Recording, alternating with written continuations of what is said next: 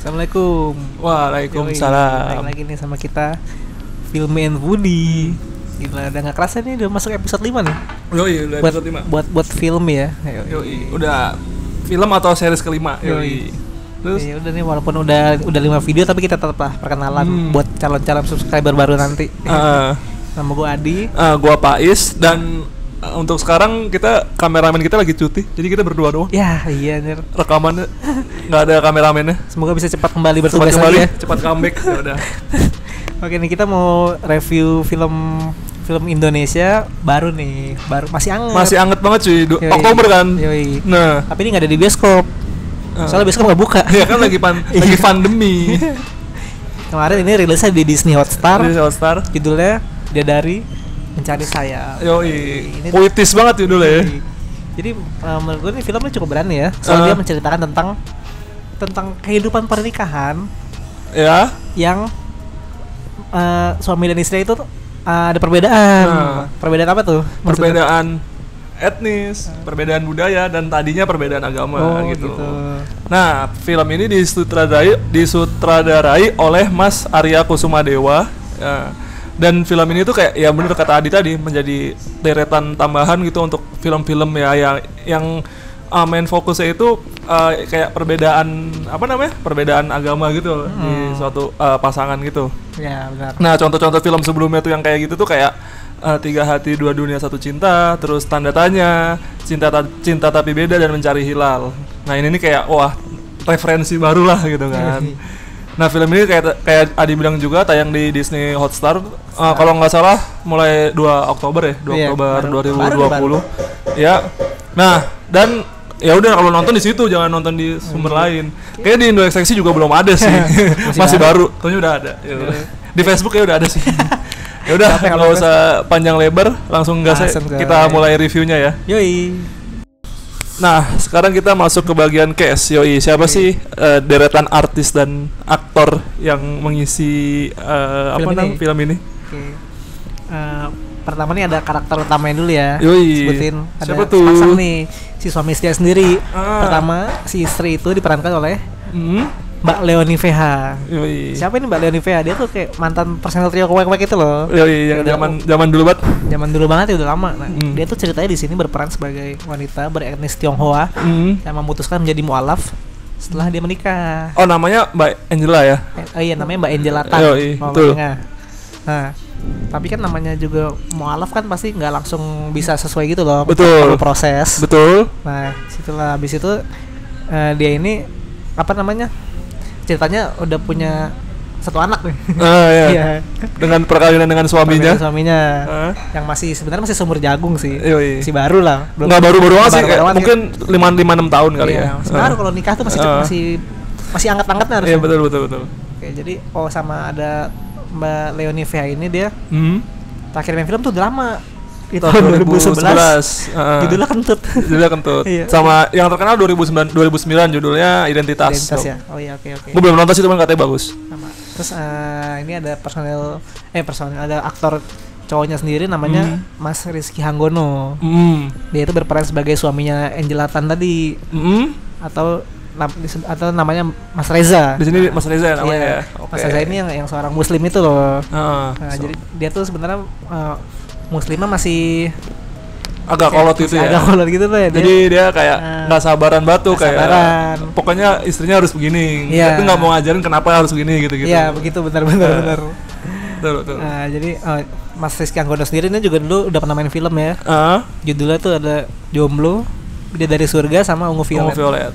Nah, selanjutnya pemeran supportnya nih ada Mas Nanorian Tiarno. Ini sebagai Baba. Ini bapaknya Angela.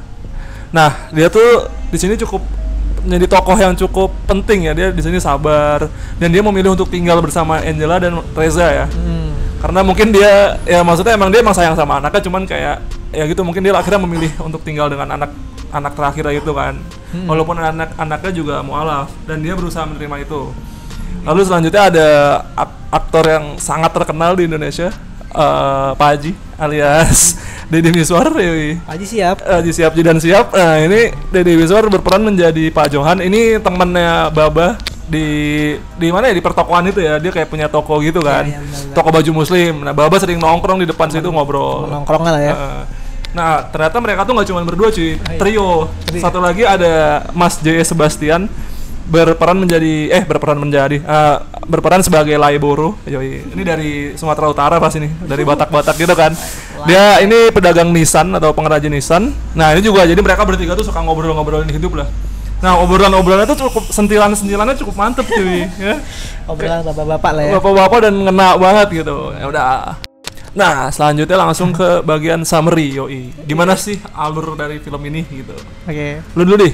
Oh iya, thank you. Jadi pertama untuk build apa sendiri itu cerita awalnya adalah ada pasangan suami istri yang sudah menikah. Ini cukup lama ya, di atas kira-kira sudah dari 5 tahun deh. Ya.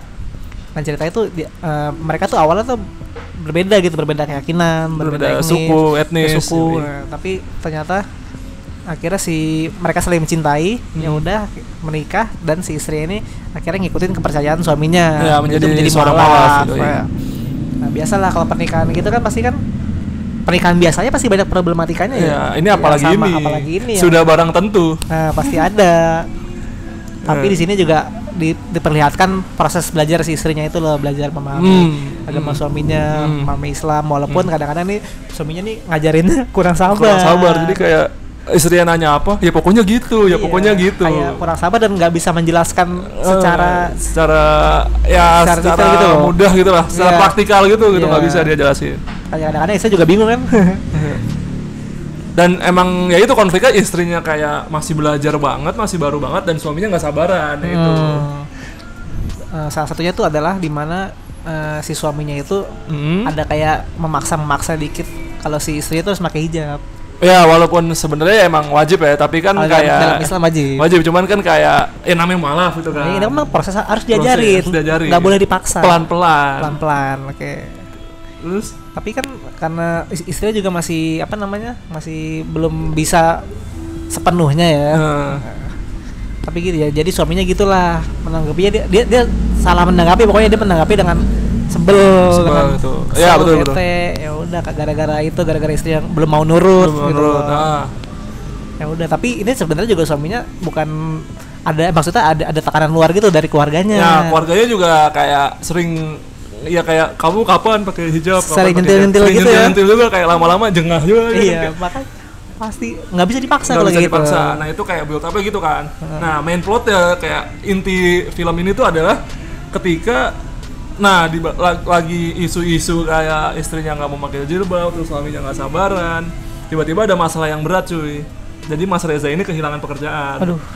Nah dia harus tetap menafkahi keluarganya kan, kayak maksudnya di situ rumahnya kontrakan dan nunggak gitu kan. Cuman ya dia sebenarnya keluar kerja itu karena hal yang bagus sih, karena kantornya itu menyebar hoax dan fitnah gitu kan, konten utamanya kan. Nah dia kayak anjir lah, masa gue kerja kayak gini gitu kan. Gue nyebar fitnah. Makanya dia cabut. Nah terus mungkin ada rasa malu kali sama istrinya dan sama Baba juga kan. Akhirnya dia memilih untuk cabut dari rumah nih, karena kebetulan juga ada masalah sama istrinya terkait dengan hijab tadi kan. Terus dia cabut, dia akhirnya tinggal di kosan temennya gitu, kayak di kosan temennya gitu, namanya Dayat.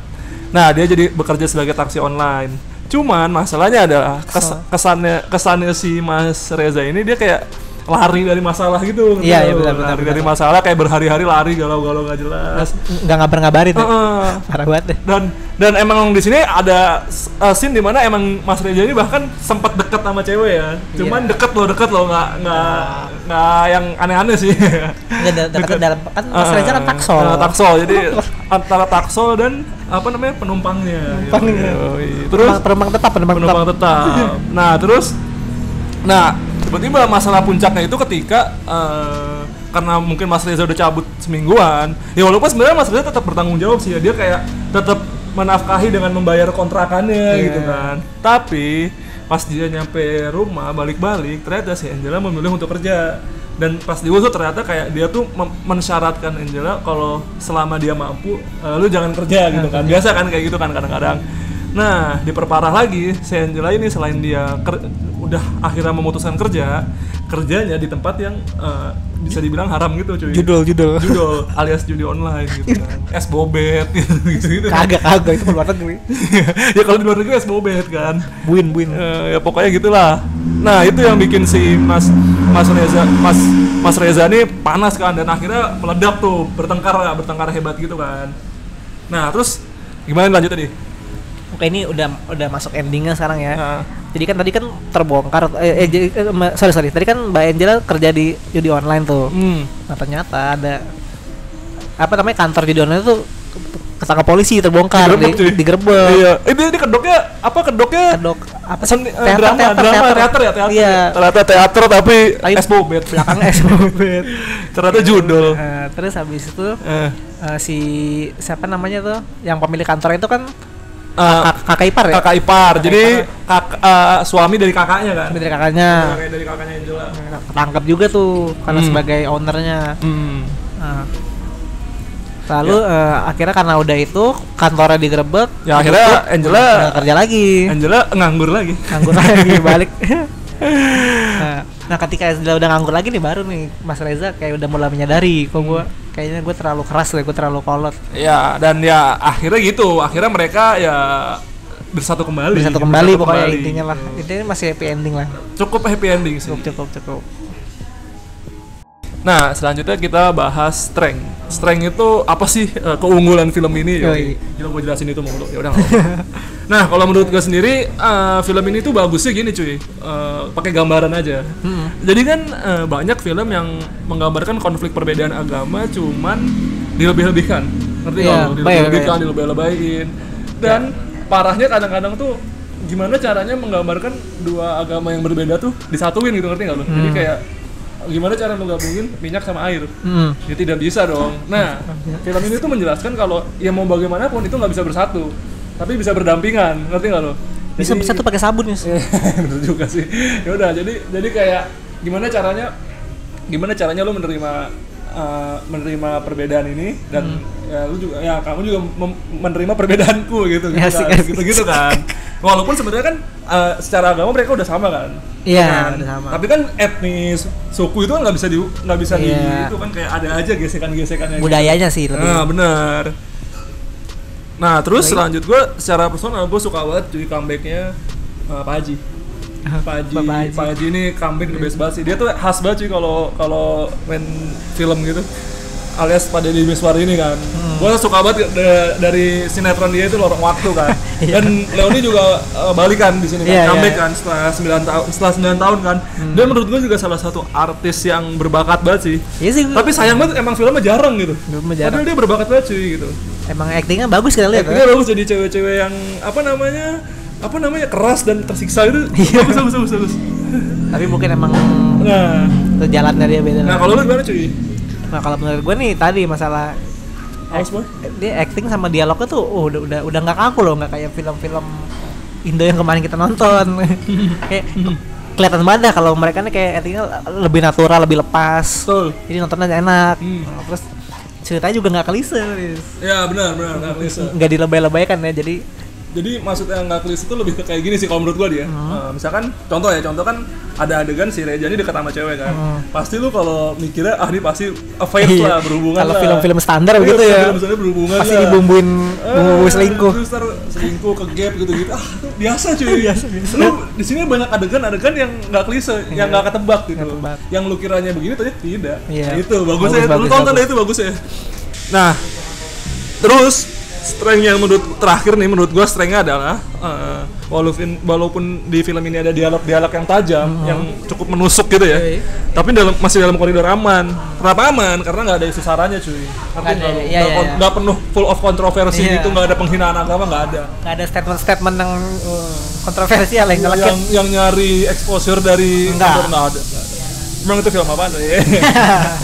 Nah, biarin dulu. Gua cek dulu bentar.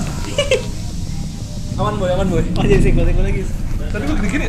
Kagak, ini lu tak dulu kan naik. Tempel sini. Oh, ya udah. Lanjut. Sekarang flaws ya. Nah, gua aja ya. Nah, sekarang kita mulai ke flaws. Apakah flaws itu flaws itu ya lawannya strength. Nah, apa yang menurut kita kurs dari film ini gitu kan? Gue dulu ya. Iya, silakan. Nah, kalau menurut gue tuh ada beberapa konflik yang mentah. Jadi tuh anggap mentah tuh kayak konfliknya seru nih, ledakannya seru nih. Tapi penjelasannya ya kentang lah. Gitu. Kalau kata anak-anak zaman now kentang. Banyak kentang. Kentang gitu. Pakai Kak. Emang pakai.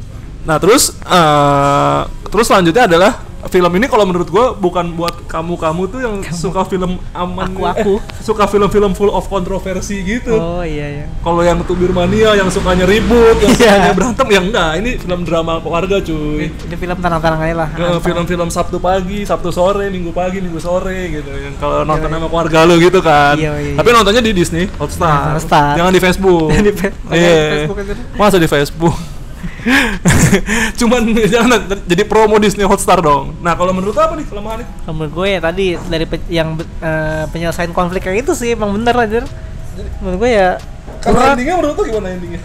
Endingnya juga kurang sih. Kurang ya? Kayak apa sih namanya?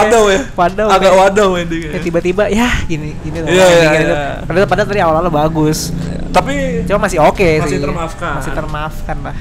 Nah, sekarang kita ke sajian penutup, alias Memento. Memento tuh apa sih yang menurut kita berkesan, gitu kan? Nah, gua dulu lagi ya. Lagi. Nah, menurut gua ada beberapa scene yang berkesan tuh kayak akhirnya si suami alias Reza akhirnya kembali kepada istrinya. Dia nyadar kalau wah gua nih banyak salah, gua nih kolot, gua nih nggak sabaran, gua nih keras kepala, dan gua kasar sama istri gua gitu kan. Dan dia kembali ya dengan mengakui kesalahannya gitu kan. Dan surprisingly pas dia balik istrinya juga udah berhijab. Alhamdulillah. Udah sesuai sama yang dia inginkan dari dulu ya. Iya. Akhirnya waktu yang membuat itu membuat dia berhijab gitu kan. Ya hidayah. Bukan suaminya berarti ya. Ya nggak tahu sih. Namanya juga film Pak. Nah, terus yang menurut gua bagian komedinya tuh persahabatan ini cuy. Trio bapak-bapak. Baba, Pak Haji Deddy Miswar alias Pak Johan dan Laiboro. Ini kocak banget cuy. Dia tuh suka ngobrol-ngobrol di tokonya gitu kan, ngobrolin hidup, sentil sana sentil sini, dark joke sana, dark joke sini. Tapi bagus sih, jokesnya masih oke lah menurut gua gitu. Masih cukup menggelitik dan kayak setelah konflik yang berat tiba-tiba di-heal sama jokesnya mereka bertiga ini gitu kan. Ajak bapak-bapak lu. Nah, terus ada lain menurut gua yang menurut gua bagus banget cuy, kayak lucu, dark. Ya bagus lah pokoknya. Nah, jadi tuh waktu itu Laiboro kan lagi seret lagi nisannya nggak ada yang ngaku kan. Nah, terus Pak Johan ngelihat si Laiboro kayak stres gitu kan.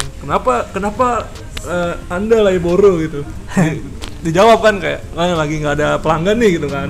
Nah, terus si Deddy Miswar ngomong, ya berdoalah sama Tuhanmu gitu kan, kayak semoga dimudahkan rezekinya gitu kan. Nah, terus Laiboro nyeletuk, kocak letukannya. Ya kalau gua minta rezeki berarti gue secara nggak langsung minta ada yang meninggal dong gitu kan. Terus dia tukang lisan ya. Terus gue tawa-tawa gitu kan bertiga kan. Tiba-tiba Deddy Miswar ngomong, ya kan rezeki nggak hanya dari situ gitu kan. Ya kan kasarannya gitu kan. Nah, terus itu sih menurut gue lucu banget. Nah, kalau lu gimana Di?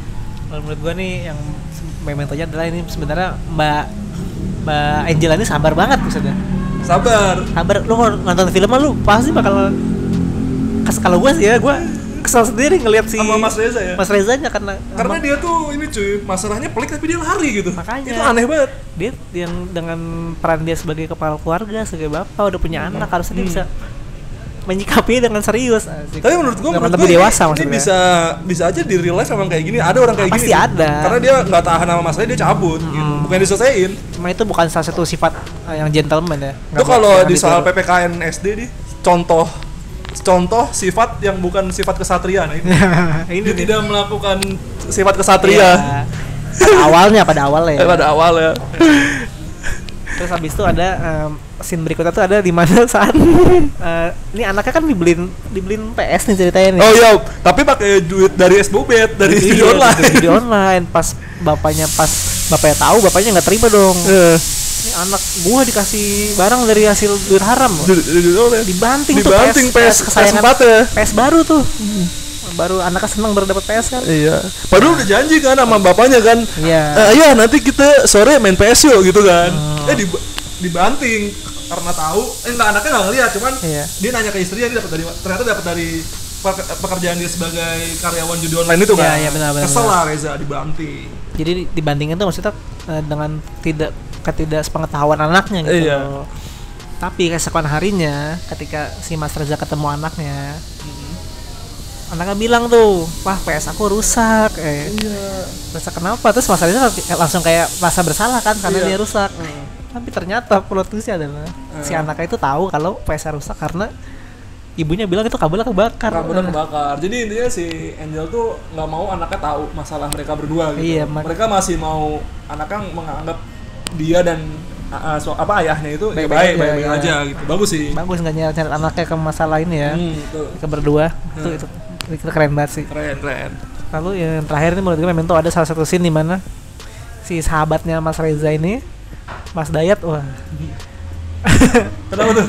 Ya, pokoknya kan ada scene di mana ketika Mas Reza lagi jadi yang gue bilang harusnya klise. Iya. Yang jadi tuh gambarnya si siapa Mas Reza tuh punya temen di kos-kosan yang sama cewek.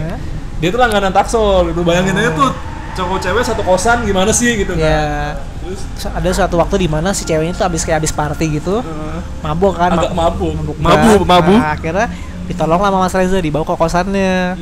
Nah ketika lagi dibawa itu pokoknya terjadi sesuatu yang biasalah namanya juga orang mabuk nggak sadar lah ya.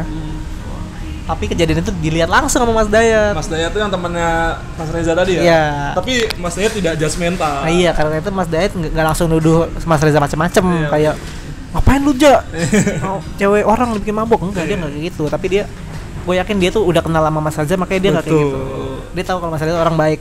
Nah, intinya film ini tuh uniknya adalah selain ceritanya yang menurut gue fresh ya. Maksudnya fresh dari sisi yang nggak klisenya itu cuy. Jadi kayak lu kira gini ternyata nggak gini, itu sih yang menurut gue gini. Intinya lu jangan suzonan lah jadi orang. Jangan suzonan lah, kurang-kurangin lah suzon lah. Jangan dikurangin, maksudnya hilangin. Enggak, kalau nggak bisa dihilangin kurangin lah gitu. Pada akhirnya lo harus bisa. Iya, harus bisa benar. Nah udah, intinya itu sangat ya ini di masa-masa pandemi bioskop pada tutup nih, bagus banget lah untuk lu tonton. Langganan cuy gitu. Kalau minjem punya temen lo minjem. Bagus. Tapi kalau teman lo nggak mau jangan dipaksa. Oh iya, betul. Tapi intinya bagus banget, recommended banget. Nah, langsung aja kita ke penilaian alias scoring yuk. Sekarang lo dulu dah. Iya. Gue skor ya boleh lah di atas 8 menurut gue bagus ya. Iya. 8,3. 8,3. Wah, ini 8,3. Nah, untuk kali ini akhirnya gue ngasih skor di bawah Hadi. Iya. Gue 8,2. Masih 8 cuy, masih bagus. 8. Gue sangat mengapresiasi film ini sih, bagus. Sama gue juga. Nah, kalau penasaran ya udah tonton aja ya. Penasaran ya. Kalau penasaran, ya udah sekian review dari kita. Yoi. Tunggu episode berikutnya ya. Wassalamualaikum warahmatullahi wabarakatuh. Nasirun tadi.